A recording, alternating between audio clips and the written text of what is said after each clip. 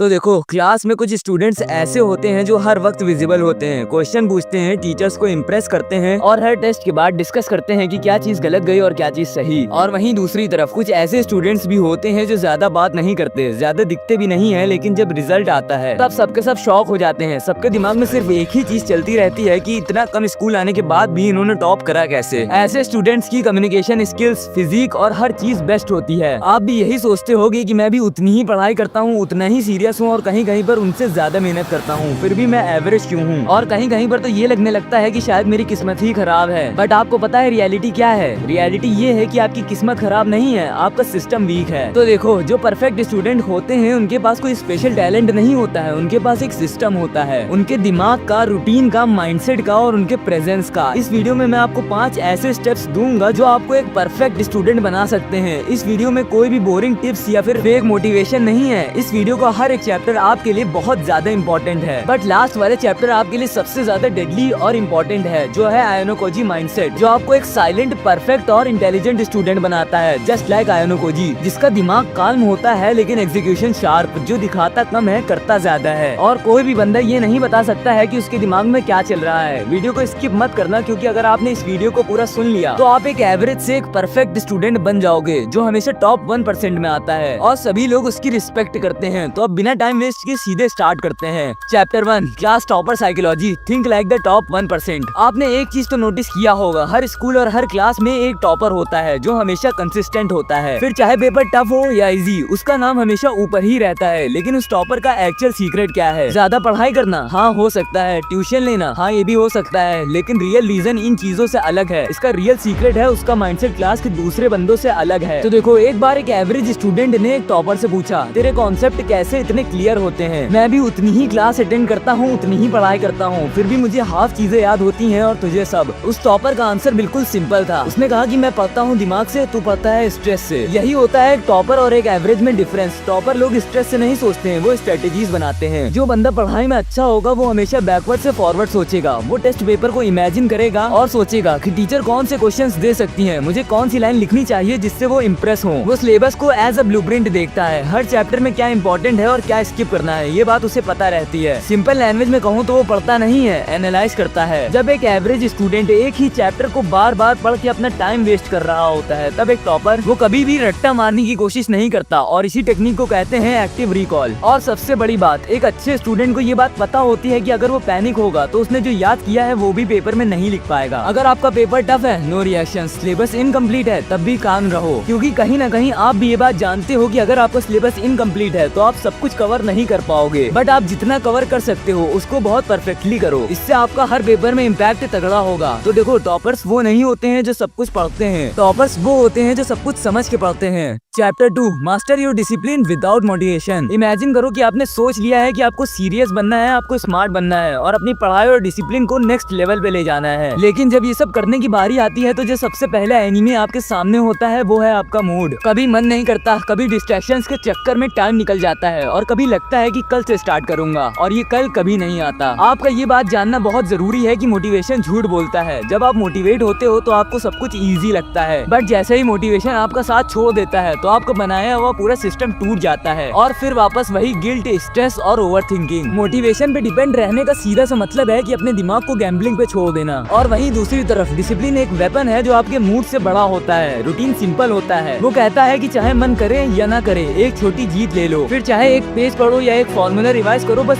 Start करो, क्योंकि routine को मोमेंटम चाहिए होता है और मोमेंटम मोटिवेशन से ज्यादा पावरफुल होता है। डिसिप्लिन आपके दिमाग को कंडीशनिंग देता है, सेम टाइम पे सेम काम करने से रेजिस्टेंट कम हो जाता है। हर बार सोचना नहीं पड़ता है कि पढ़ाई करनी है या फिर नहीं। और सबसे इम्पोर्टेंट, डिसिप्लिन आपका कॉन्फिडेंस बिल्ड करता है। जब आप अपने प्लान के साथ लॉयल होते हो तो आपको खुद पे भरोसा बढ़ जाता है। अब आप पूछोगे कि कैसे एक अच्छा डिसिप्लिन और रूटीन बना सकते हैं? तो एक अच्छा रूटीन बनाने के लिए आपको एक फिक्स्ड टाइम पिक करना होगा, सिर्फ 30 मिनट्स के लिए। एग्जाम्पल, रात 9:30 बजे से 10 बजे तक। बट आपको बहुत बड़ा टारगेट नहीं रखना है, जैसे 5 घंटे का प्लान या फिर 10 चैप्टर्स का लोड। एक दिन में सिर्फ एक कॉन्सेप्ट को डीपली समझो। 25 मिनट्स इंटेंस फोकस और 5 मिनट का ब्रेक, 2 राउंड्स कर लो, दैट्स इनफ। आप चाहे कितना भी स्मार्ट सोच लो, कितनी भी स्ट्रेटेजीज बना लो, अगर आपका सिस्टम वीक है तो कुछ भी नहीं बदलेगा। और डिसिप्लिन वही ब्रिज है जो सोच और रिजल्ट के बीच होता है। और जब आपका रूटीन स्ट्रॉन्ग हो जाता है, आप ऑटोमेटिकली शार्पर दिखने लगते हो, ज्यादा कॉन्फिडेंट फील करते हो और दिमाग क्लियरिटी से काम करता है। ये बात हमेशा याद रखना कि बिना डिसिप्लिन के टैलेंट भी वेस्ट हो जाता है और बिना रूटीन के इंटेलिजेंस भी।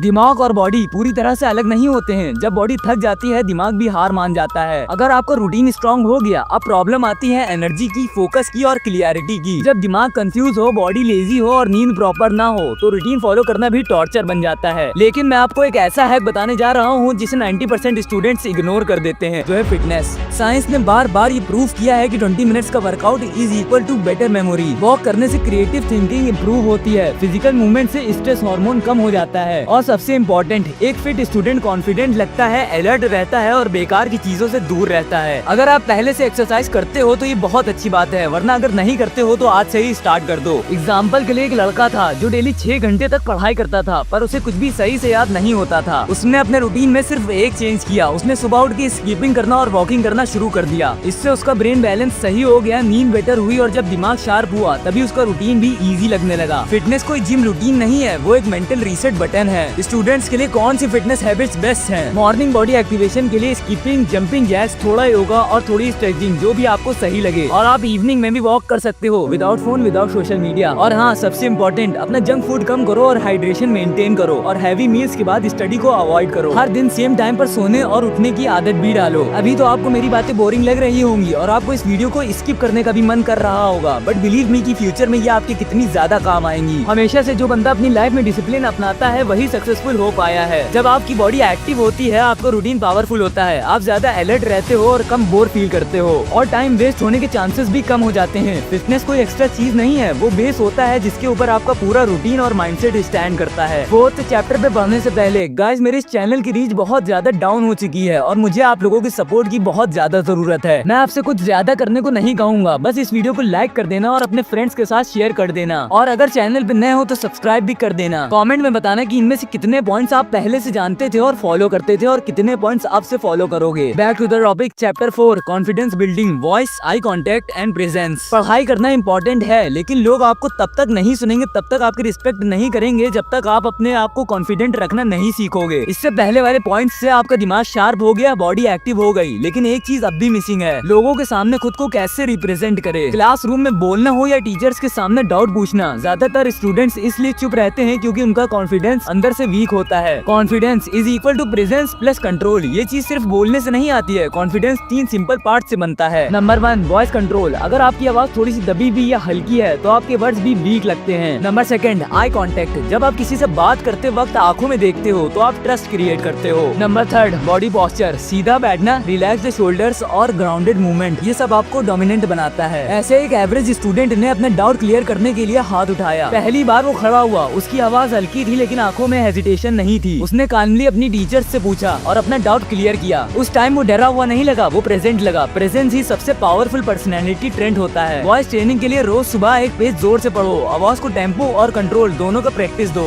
मिरर के सामने खड़े हो के अपने आप से 2 मिनट डेली बात करो, आंखों में आंखें डाल के, इससे आपका आई कांटेक्ट बेटर होगा। क्लास में एक बार हाथ उठा के एक आंसर दो। जितनी बार आप अपने कंफर्ट जोन से निकलते हो उतनी बार आपका ब्रेन ट्रस्ट बिल्ड करता है। आप कितना भी पढ़ लो, फिट हो जाओ, रूटीन बना लो, लेकिन अगर आप दुनिया के सामने अपनी प्रेजेंस रखना नहीं सीख रहे हो तो आप अपनी पावर को छुपा रहे हो। अगले एंड फाइनल पार्ट में हम बात करेंगे एक ऐसे स्टूडेंट के माइंडसेट की जो दुनिया के रूल्स तोड़ता है, ना ज्यादा दिखाई देता है और ना ज्यादा इमोशंस शो करता है, फिर भी सबसे ज्यादा पावरफुल है। Chapter 5, the Ayanokoji formula, calm mind sharp move. आपने कभी न कभी ये चीज तो नोटिस जरूर की होगी, क्लास में एक ऐसा लड़का होता है जो ज्यादा बोलता नहीं है, ना ज्यादा दिखाई देता है, लेकिन जब भी बात रिजल्ट की आती है तो वो सबसे आगे होता है। ना उसका टाइम वेस्ट होता है और ना ही एनर्जी। वो सिर्फ ऑब्जर्व करता है, समझता है और परफेक्ट टाइम पे स्ट्राइक करता है, एग्जैक्टली लाइक आयानोकोजी। बट ये सब सिर्फ एनिमे की फैंटेसी नहीं है, ये एक माइंडसेट है। आयानोकोजी कोई सुपर हीरो नहीं है, वो एक ऐसा कैरेक्टर है जिसका कोई भी मूव कैलकुलेट नहीं किया जा सकता। हर डिसीजन सामने वाले की सोच से बिल्कुल उल्टा होता है और ऐसे स्टूडेंट रियल लाइफ में भी होते हैं बट वो दिखावे से दूर रहते हैं। वो लोग अपने अंदर एक ऐसी क्वालिटी बिल्ड कर लेते हैं जो मोस्टली स्टूडेंट्स इग्नोर कर देते हैं, जो है कंट्रोल अपने इमोशंस का, अपने डिसीजंस का और अपनी एनर्जी का। आपको पता है कि कौन सी चीज आयनो कोजी को डेंजरस बनाती है? तो वो सिंपल 3 चीजें हैं। Number 3, don't over reaction. कोई उससे जज करे या अंडर एस्टिमेट, वो बस ऑब्जर्व करता रहता है, क्योंकि उसे अपने दिमाग पे और अपने ऊपर भरोसा होता है, किसी दूसरे के ओपिनियन पे नहीं। नंबर 2, हमेशा प्रिपेयर्ड होता है। चाहे क्लास में सरप्राइज टेस्ट हो या रियल लाइफ में ऑकवर्ड मूवमेंट, वो हमेशा मेंटली रिहर्सल करता है कि सबसे ज्यादा वर्स्ट केस में भी क्या हो सकता है। नंबर 3, प्रिडिक्ट करता है, रिएक्ट नहीं। वो पहले सोचता है लोग क्या कहेंगे, टीचर्स क्या पूछ सकती हैं, क्या सिचुएशन बन सकती है, और फिर क्वाइटली उसका सॉल्यूशन भी रेडी करता है। तो देखो, एक स्कूल में एक लड़का था जो किसी ग्रुप में नहीं था, न वो टीचर्स का फेवरेट था न क्लास का लीडर, लेकिन जब फाइनल एग्जाम्स आए उसने सबको बीट कर दिया। लोग हैरान थे, ये कब पढ़ता था, ये कब इतना स्मार्ट बन गया। द ट्रूथ इज वो सबको साइलेंटली ऑब्जर्व करता था। वो टीचर के टीचिंग पैटर्न, टेस्ट के ट्रेंड और स्टूडेंट की वीकनेस को नोटिस करता था। उसने स्मार्ट वर्क किया बिना लाउड हुए। वो आयनो कोजी था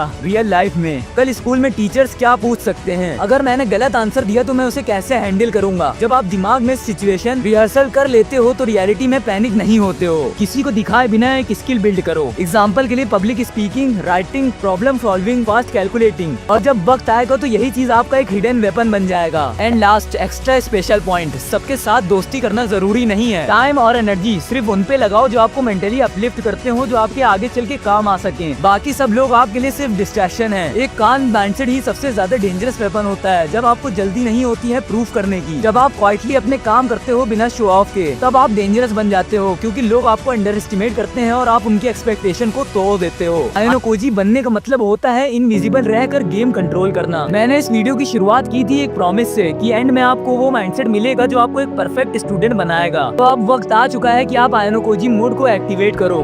पावरफुल और अंडर एस्टिमेटेड, क्योंकि ये दुनिया हमेशा उन्हीं लोगों को याद रखती है जो बोलते कम है और करते ज्यादा है। तो आप इस वीडियो को यहीं तक रखते हैं। अगर आपको ये अच्छी लगी हो तो इसे लाइक कर देना, और आप लोग मेरी इस वीडियो को भी चेक कर सकते हो।